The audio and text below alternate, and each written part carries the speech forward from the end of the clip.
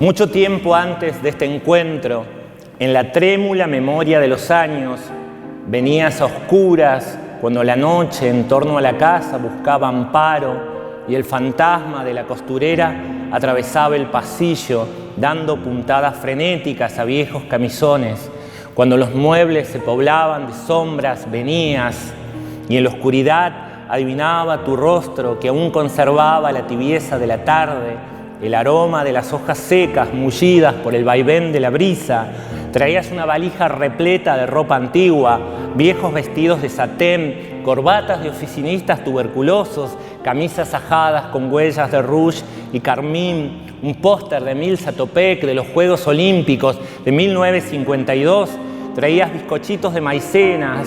galletitas almibaradas, terroncitos de azúcar. Esto sucedía antes que tuviéramos un nombre, cuando juntaba mis días al son del traqueteo nervioso de la Singer, y así andábamos presintiéndonos entre las sombras, como si después de tantos años al fin habitáramos el mismo lugar. Pero era nuestro fatal destino extraviarnos en el repertorio común de apariciones, en el inventario de desdichas cotidianas. Era nuestra maldición buscarnos a ciegas en viejos libros, en casas pronto a derrumbarse, perdernos como si ninguno de los dos hubiera existido, y entonces sí, rehacer todo en un leve ademán, como quien arroja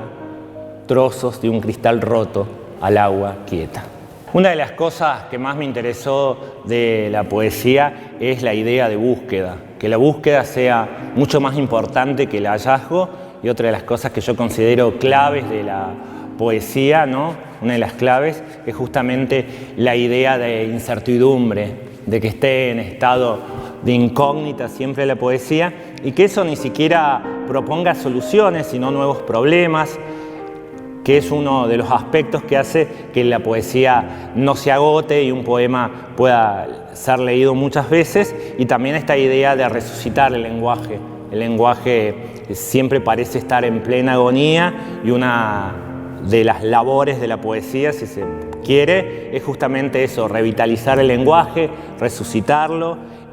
desautomatizarlo, porque la poesía me parece que está en todas partes, no solamente en los lugares donde supuestamente tiene que estar la poesía, que son los libros, sino en la calle, en cuestiones extraliterarias como el cine y la música, y también en las conversaciones, que creo que es una de las cosas que nos ha influido muchísimo, cuando en una conversación alguien rompe con el automatismo y de pronto